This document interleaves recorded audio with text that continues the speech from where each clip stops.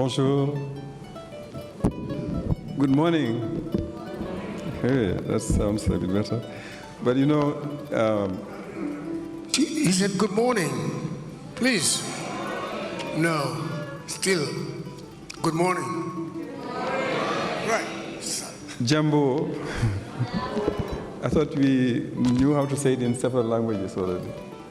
But you know, with the kind of applause you are getting in this continent, you don't give that to people because they begin having other ideas with, you know, other kinds of temptations. Politics is not far from wherever we are, but that was a joke. Thank you very much, Khalil and Teresai, for this great facilitation. And thanks to the Lebu dancers who've treated us to this, you know, this wonderful dance of this place. It's very specific to this part of the country and to the Lebu community in particular. It's a great pleasure to welcome everyone to this fourth edition of the African Philanthropy Conference. I'd like to recognize everybody here, the partners. We are organizing this conference meet for the fourth time. All the organizations have been mentioned. The representative of Wits University, Professor Milford Soko, who is traveled all the way from South Africa to represent his university. Our elders, the founders of this community, those who have played pioneering roles in this community, many of whom are in the room here, and we are very happy and proud to have them with us today. Just to name a few, Akwasi, Jerry, Natalia, Janet, and all the others. Sarah, of course. Colleagues and friends, it is a moment in this world when people are wondering actually where this world is heading, right? What one hears every day is that the world is at the edge, at a tipping point, that things cannot continue as they have functioned so far. And all kinds of ways of describing the current moment is something we are used to hearing. The world is on fire, it's just one expression. We are living in catastrophic times. But that we knew. We knew from all that we are seeing and from all that we are hearing, but also from what we are experiencing in our daily lives, that the situations are difficult and things cannot continue as before. We also knew that Africa has more than its fair share of the problems of this world and of the catastrophes that we are living in. Nowhere are the crises that we are living in felt more than in Africa itself, where you have all the things we talk about, the floods, the fires, the droughts, the pandemics, the wars. So things must change, and the big question is how and in what direction. We know that another world is possible.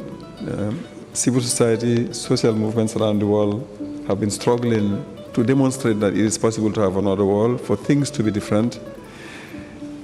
African scholars and thought leaders have also been engaged in that exercise of demonstrating that it is possible to do things otherwise.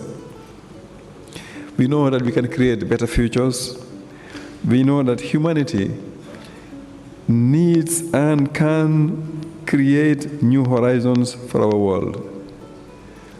We also know that the business we are engaged in, most of us, philanthropy, that transformative philanthropy itself is actually about that. It's about creating better situations and creating a better world for everyone.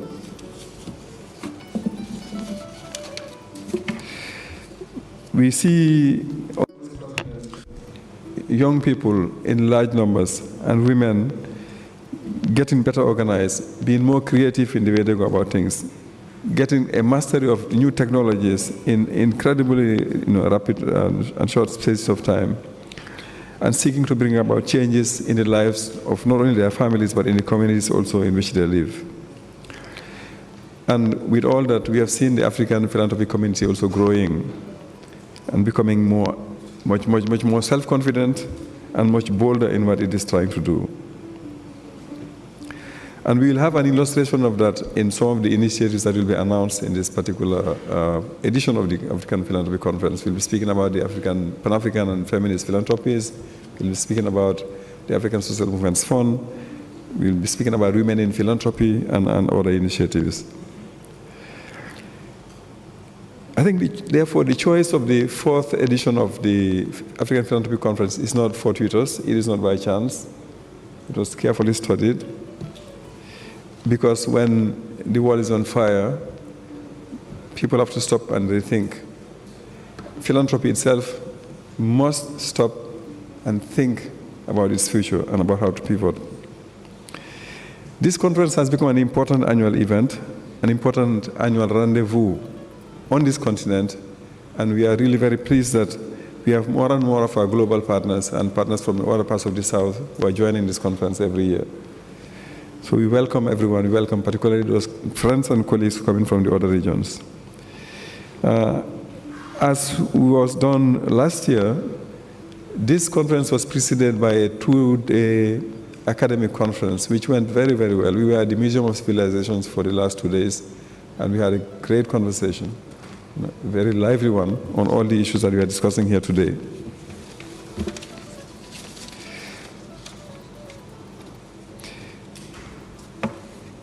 The conference also provides us with an opportunity to celebrate some of the people who have played, key roles in the building of this community of philanthropy. The conference itself is part of that community building process. And acknowledging and recognizing the contributions of some of the people who have played pioneering roles is one of the things that we began doing in 2021 by recognizing senior brother Akwese Edo, who is here with us today. And then last year we had an award given to Gracia Machel. And this year we'll also be recognizing and acknowledging the contribution of another great person. I'll keep the name until the time comes for that to be done. But just to say that this is an important part of the things we will be doing here too. We will be celebrating our own. We'll also be having great moments. We had a very beautiful dance this morning. We'll have great musicians, great philanthropists from this country coming to this conference as well. People from the sports world, people from the music industry. Yusuf Nur's name has been mentioned. He was supposed to join us at this opening ceremony, but we will be seeing him tomorrow instead for some reasons that held him back today. Baba Mal's name was mentioned. Baba Mal will be playing for us at the opening ceremony this afternoon. I would also like to take the opportunity to acknowledge Berita, who is in the room here with us. Berita played in this.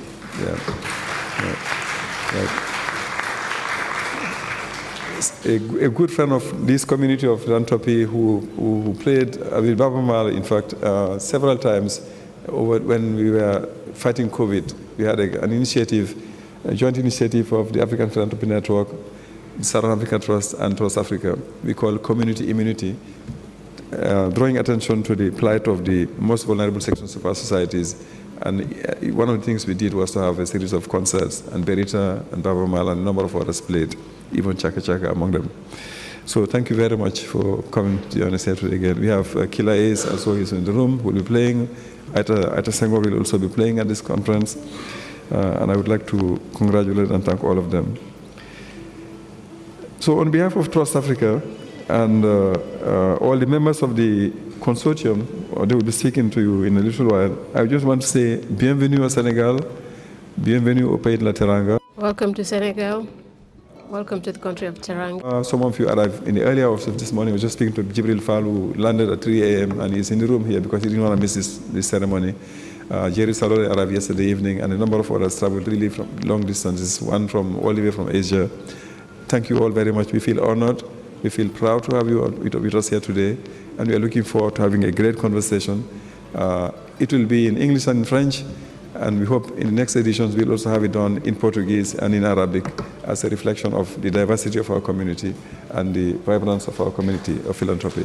So thank you all very much, and welcome again. Merci, Monsieur. Thank you, Mr. Ibrahim Sall. We will now call on Upujo Madame Stigmata, To the podium, Mrs. Stigmata. Philanthropy Network.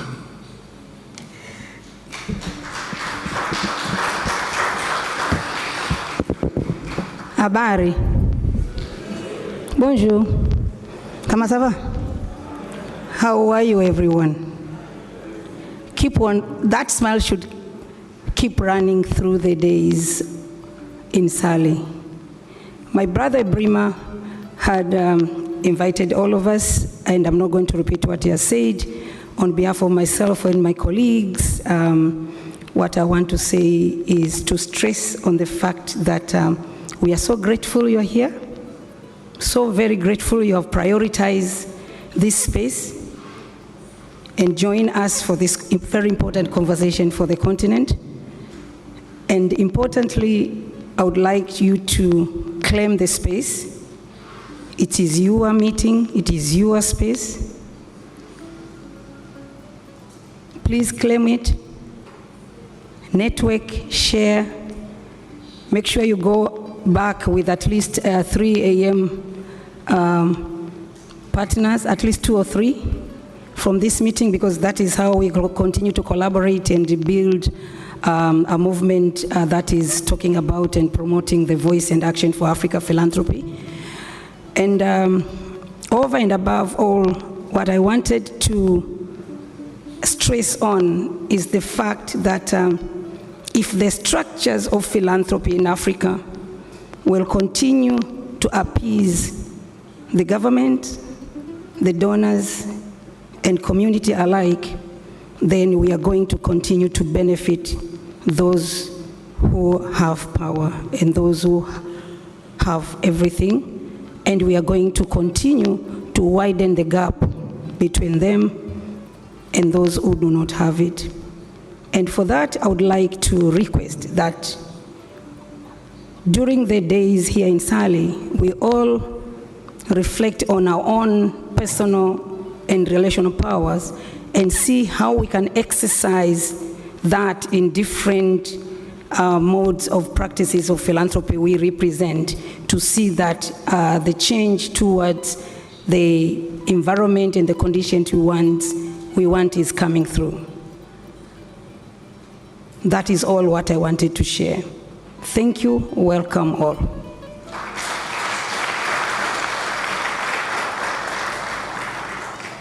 Thank you very much, Dr. Tenga. I think from the transition from Dr. Ebrima to Dr. Tenga, we can all agree that indeed another way is possible. Now on to the stage is Professor Bhekinkosi Moyo, all the way from Center on African Philanthropy and Social Investment.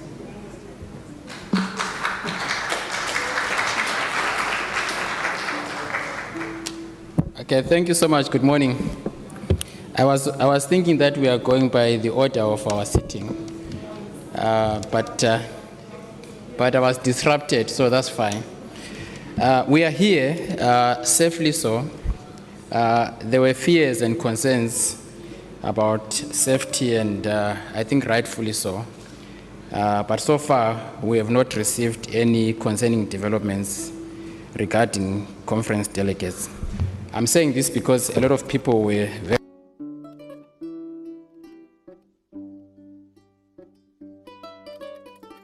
concerned, even though we are not in any way. So far, we are not aware of anything as far as our delegates are concerned. And so we should really be here assured that so far we are good. Having said that, as the organizers, I think we had different fears and concerns. Some of these will we maintain the momentum from the last conference that was held in Johannesburg in 2022. That's always one of the biggest issues for people who are organizing annual conferences. Are you able to maintain the momentum?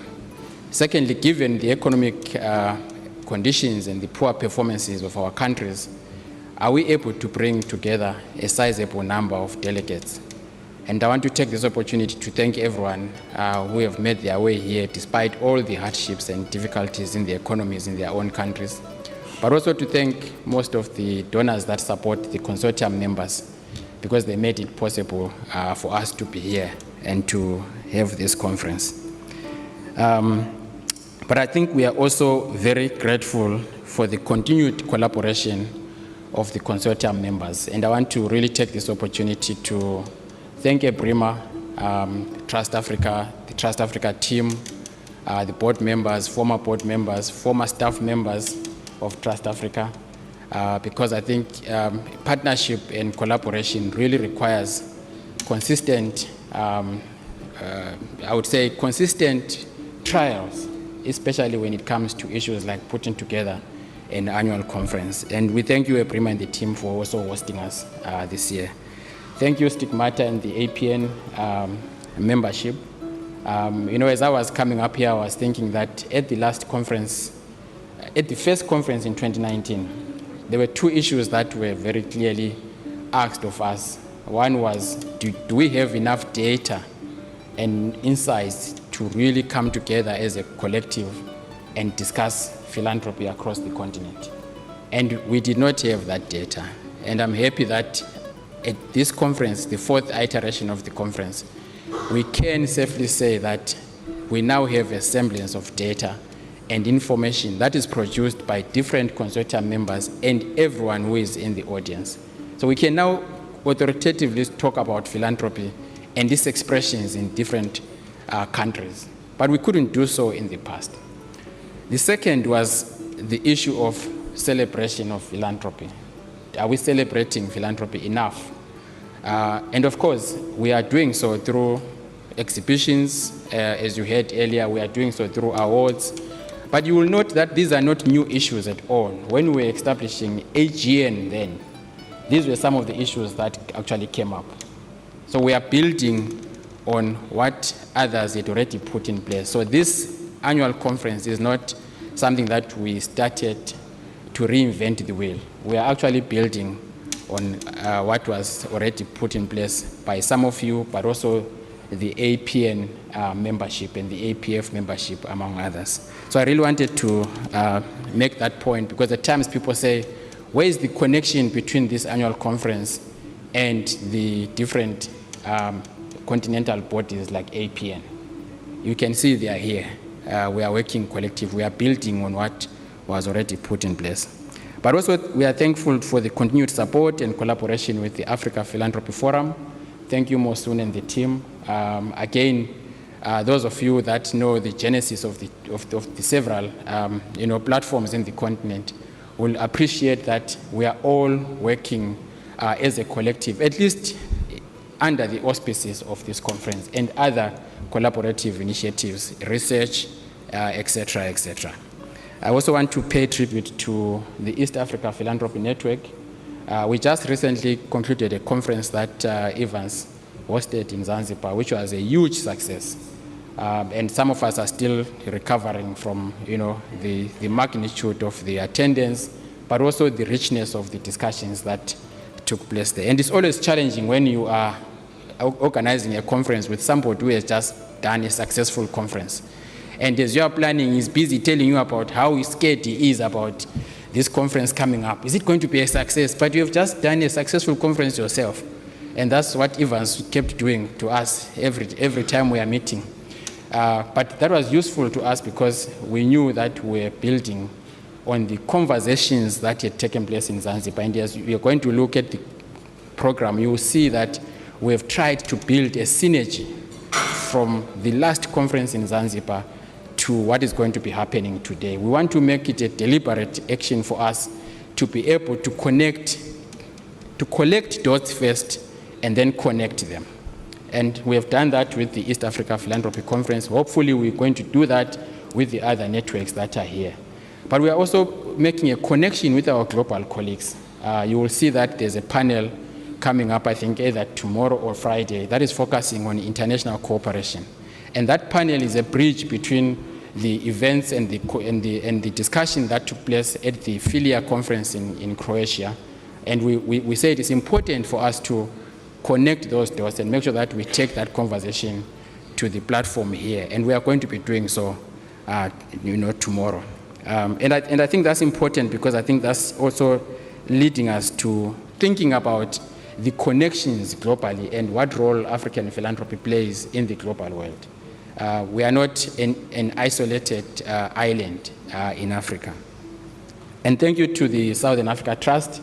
Alice couldn't make it, but Raymond is here representing the Southern Africa Trust. So I really wanted to pay tribute to the consortium members because they've been journeying together for 4 years now. And hopefully we are going to have more partners joining us as we go forward. So this is also an open invitation for members that might want to be part of the consortium to actually join us because we really want this to be a collaborative effort where at least once in a year we forget about what we do in our individual institutions and come together as a collective.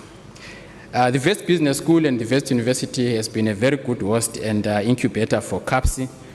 My colleague, Professor Milford Soko, is here. He's going to be addressing us later, representing the head of school. But also my colleagues from CAPSI, our students who are here, our research associates who are also here, they've also been part of this journey that we've been on. And they've really been helping us to produce as much data and information as possible. We have done research right now in more than 30 countries. And we have got a desk outside there with different reports that we have produced, including a journal that we are also publishing every year with some of the latest thinking, some of the latest data in the field. And so I invite all of you to see my colleagues out there and pick as many reports as you can. Some of them, in fact, all of them are available also online, so you can actually access them. Lastly, I've been spending a lot of time reviewing our research products, but also speaking to many leaders using our Conversations in African Philanthropy podcast. And I'm learning that there are so many narratives when it comes to the story of philanthropy. There's no single story, so many narratives. And those narratives are in many ways presented in different thematic, but also in different sectoral experiences.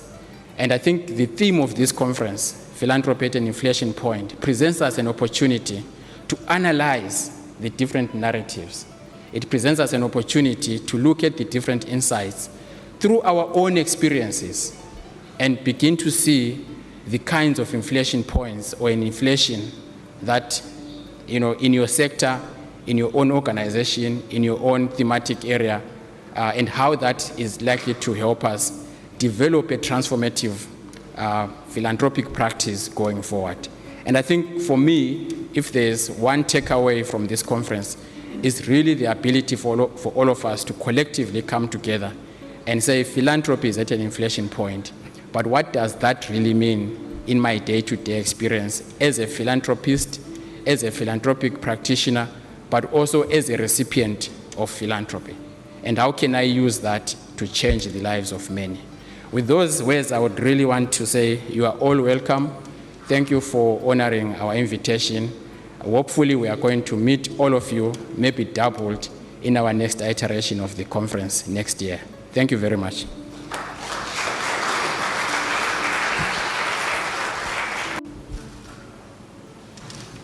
Merci. Thank you, Bhekinkosi Moyo from the Center on African Philanthropy and Social Investment. We will now call on Mrs. Mosun Layode from the African Philanthropy Forum. Bonjour. Good morning. That's my proud French. That's all I have. I'm super excited to be here. I think of all the people on this stage, I'm the most excited. And the reason is because I haven't been at this conference since 2019. As Becky mentioned, the very first was in 2019 in Johannesburg, and then we had the pandemic. We didn't have anything in 2020. In 2021, sorry, we didn't have anything in 2020, yes, and then in 2021 we had it virtually, and then last year we were back in person, but because of visa issues I couldn't make it to Johannesburg. And I'm here today even though I traveled almost 6 hours, about the time that it would take me to get to London from Lagos to Dakar. So I'm super excited to be here, but reminded that we have so many issues on the African continent, and that's why it's important for us to continue to come together as a philanthropy community. So welcome everyone. Ebrima has said a lot. You came from far and near, and we're really honored that you honored our invitation. I would like to say thank you to the keynote speakers that are here, to all the speakers, to the participants, but most importantly, Ebrima, thank you so much for hosting us.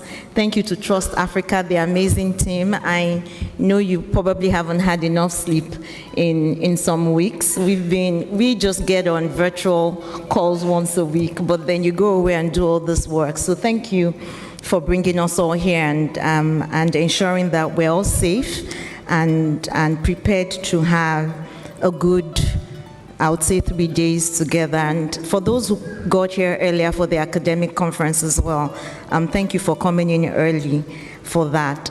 So for me, this theme is particularly important, not just because I'm in the philanthropic community and I run African Philanthropy Forum, but also just because I am an African. And again, Ebrima said so much about all the challenges that we have on the continent.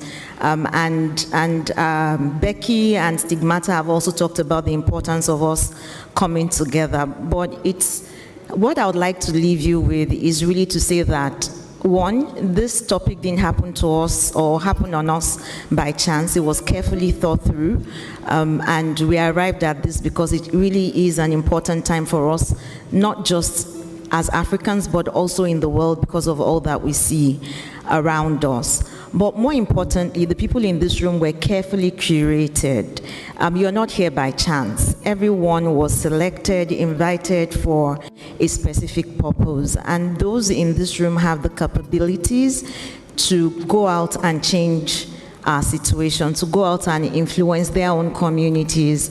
And we are all working in one area of the philanthropic community or the other. There are foundations here, there are PSOs here, there are NGOs here, we have the academia here, and we have a good group of people that can influence how things are done in Africa. And so my challenge to you really is to network.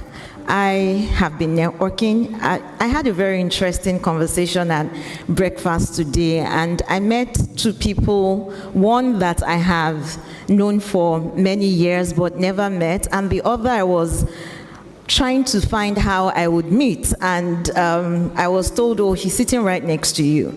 So it's interesting what's already happening. So I'll challenge you to make sure that you move outside of your comfort zone and meet people that you typically wouldn't meet, but also open your mind, contribute. We want to hear from you candidly. My sister from Zimbabwe, in opening the conference, said that the feedback from the academic session was, there were big words. What do you expect? It was an academic conference. And, you know, I always tremble with trepidation if I'm coming after Ebrima and Becky, because I just don't know what else, because they would have said it all. But I'm saying that to say, expect no big words here. We're breaking it down. And we are giving the facilitators permission to make anyone who uses a big word to break it down. If we don't understand it, we want to break it down. So open your mind, listen, contribute, give us candid feedback, because we're going to take it all.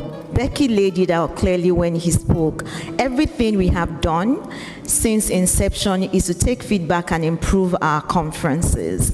So would like to hear from you, would like to take what we're hearing back to improve how we do our work. We would like you to go back to improve how you do your own work, and let us influence how we do things more, do things better, do things faster. So let's have an amazing 3 days. That's all I've got. Welcome.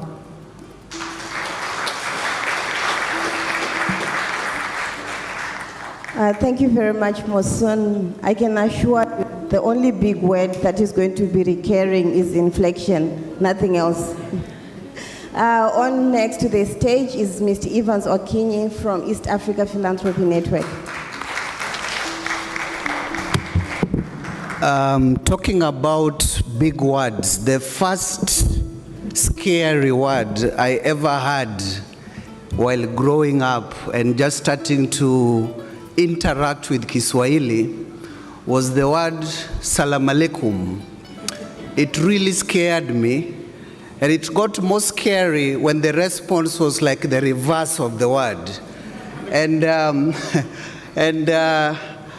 I want us to demonstrate our Africanness in showing how happy we are in being here. And so when we say Salam Alaikum, to those who know and even those who don't know, please just respond in an African way. We are known to always be full of energy, to always be out in our best. So, Salam Alaikum. Ebrima, I'm not so sure all these guys had breakfast, but it's okay. So it's always good to see the fruits of your labor being demonstrated in the manner that you have. It is such an honor to see all of you here after months of putting in a lot of efforts, a lot of energy in planning for what we are seeing today and the last 2 days, and we are so happy and we are so honored to have you join us in this important convening. I think our continent's philanthropic narrative must not merely exist. I think it must resonate, it must vibrate, and it must inspire on the global stage. As thought leaders in this room today, as advocates in this room today, as ambassadors of giving in this room today, I think our mission collectively is clear. And that mission is to position Africa, one, as a hub of knowledge, two, in terms of the responsiveness to the challenges that we are facing as a leader in innovation, and a beacon that guides not only our continent, but the entire world. And that is why this collaborative that we see here today has a very simple mandate. And what we are trying to do is to see how we can build the philanthropic narrative, how we can strengthen the philanthropic sector from the national levels. Of course, after strengthening communities, we want to see how communities can make development at the national level innovative, development at the national level collaborative, and then escalating those conversations to the regional levels through the blocks which are existing. And then the regional levels can then do and enable us to have the conversation that we are having here today. And that will enable us to build a model that is supported by communities. And that's why we are here. And we are here to demonstrate that we can move beyond the talks into practically demonstrating that collaborations can work. And I am so happy when I see this team because they make us have the hope and the belief that when we come together, big things can happen. A lot has been said, I'm not going to repeat anything, but I want to say that the challenges that we face today are extremely complex. And the road ahead of us, as we know it, is unmapped. When we talk about the inflection point, we stand, the point where we stand at now, the inflection point that we are talking about, is full of uncertainties, but also presents us with a lot of opportunities. And so our collective wisdom, our collective shared vision, and our staunch commitment are the greatest assets that we have.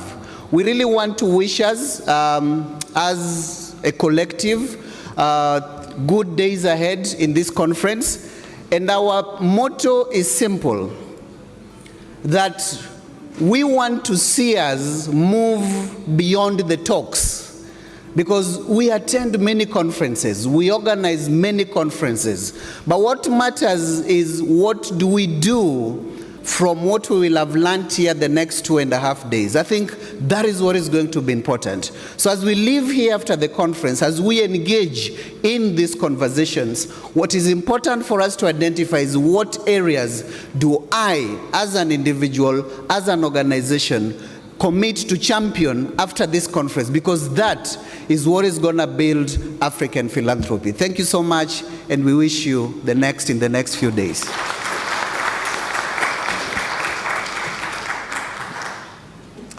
Thank you. Merci beaucoup, Monsieur Evans Okinyi, East Africa Philanthropy Network. Merci. Merci beaucoup.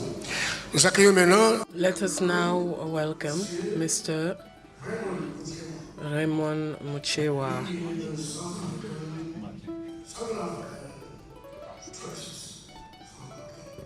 Very much. I think being here as part of the panel, I'm learning a lot. Salam alaikum.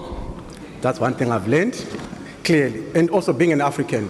If you follow, this morning I was chatting to a colleague from our Southern Africa region, more specifically from South Africa. I was mentioning today South Africa was playing the women's soccer team. And they won 3-2. Salmonan, South Africans in the room.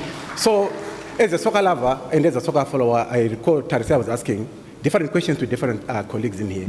But the Women's World Cup is happening. South Africa has gone to the last 16 of the World Cup. So it's quite a huge achievement, which we should also be proud of as South Africans. But talking of big words and buzzwords, I'm a finance person, and I believe in graphs and pie charts. So the qualitative part was done, but now I want to bring the charts and the stats into these conversations. So if you look at an inflection point, I did calculus and geometry at school, right? Now an inflection point is a location on a curve where there's a change, either downwards or upwards, right? But if you look at it in a business, you have to marry the two. Where is that significant change? Now the business has to change, right? If you look at us as philanthropists, we are in business, right? Now, what significant change has happened? In the past 4 years, we're talking of systematic change.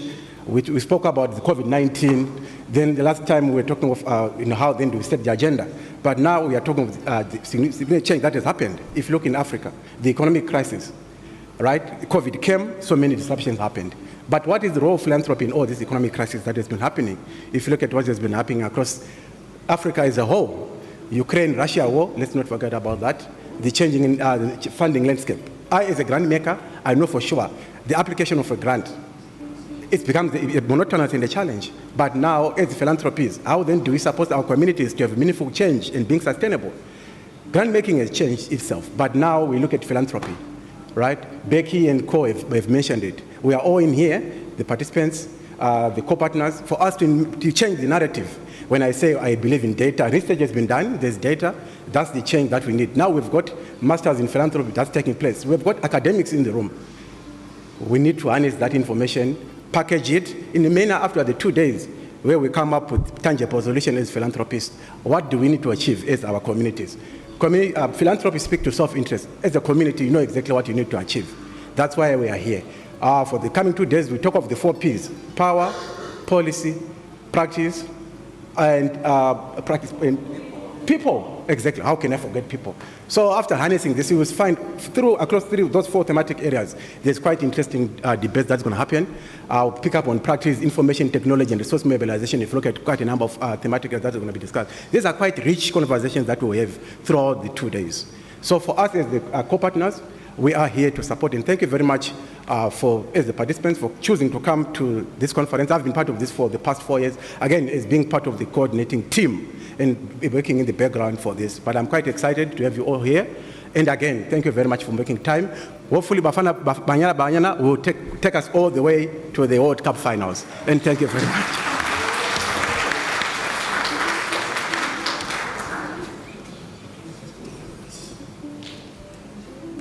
Thank you very much to the consortium team. Thank you so much. We really appreciate you. May you kindly give them a big, big round of applause.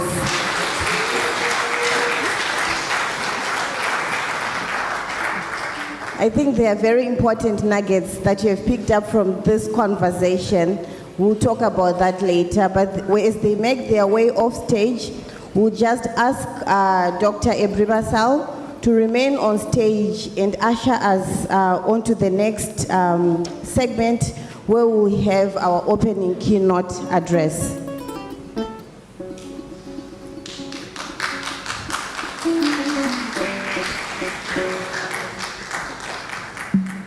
Thank you.